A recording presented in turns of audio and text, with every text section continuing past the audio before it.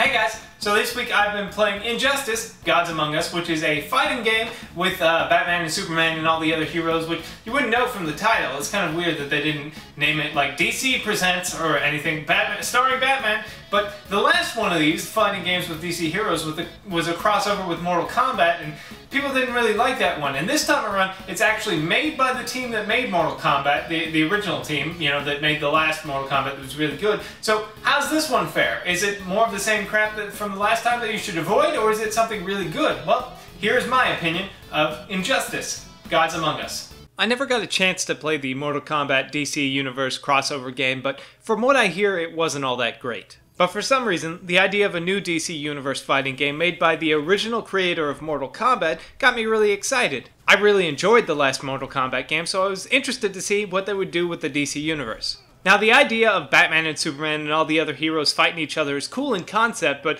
realistically, why would they be fighting each other? All of that is actually explained in the game's story. I don't feel like wasting your time explaining it in great detail, but basically, the DC heroes are sucked into a parallel world where Superman's this like tyrannical dictator who rules the world and they have to fight him, thus giving the creators free reign to pit any superhero or villain against each other and team up anyone. Hey, Batman and the Joker together? Why not? It's a parallel universe, that's why. And they certainly didn't skimp when it came to the game's fighting roster. It's got Batman and Superman and all these other heroes and a bunch of really recognizable villains that you can pick from. If you're a DC Comics fan, you'll probably find someone in there that you like a lot. I personally am a big fan of Batman, sometimes a little too much so.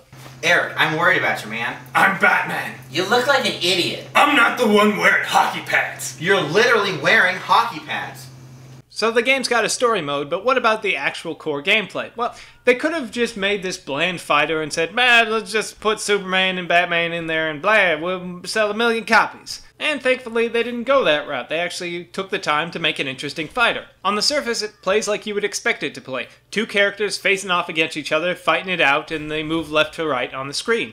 It's pretty standard stuff, but, you know, why reinvent the wheel when the formula has worked for so many years? But they do change the formula in a few ways. First off, there's no rounds. Your character actually has 2 health bars, and when you lose them both, then you lose the match. And when one character loses a health bar, there is sort of a pause in the gameplay to give you some breathing room, but essentially there's just one long round. The second little change up in the formula is in the arenas that you fight in. A lot of games have experimented with destructible environments, but in this, the environments will actually help you out. There's certain areas where you can use objects to damage your opponent, and if you're backed into a corner, sometimes there's something you can use to get out of the corner so that you're not like getting beaten to a pulp. The third change-up is that you have a meter that your character fills up by fighting and doing damage, and then when that meter's full, you can actually use your character's super move. Each super move is this over-the-top animation that's unique to the character you're playing as and does a whole bunch of damage to your opponent. They're quite similar to the fatalities in Mortal Kombat, except you can do them anytime as long as your meter is full. I play enough fighters to know that most of these were taken from other games, but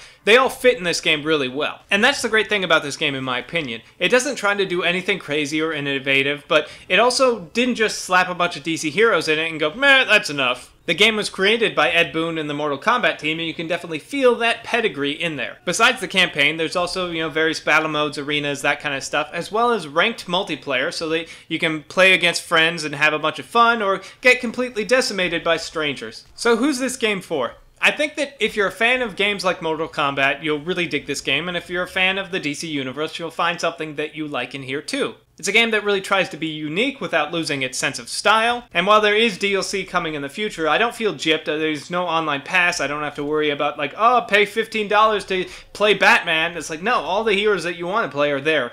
I really enjoyed this game. It's a great fighter. It's done by the guys who did Mortal Kombat, but it's definitely not trying to be Mortal Kombat. It's kind of its own thing, but you can definitely feel the influences in there, so I think it's really good. I mean, maybe my absolute love of Batman is clouding my judgment, but I think if you get this game, you will not be disappointed. So go out and get it, because it's an incredibly fun and over-the-top game.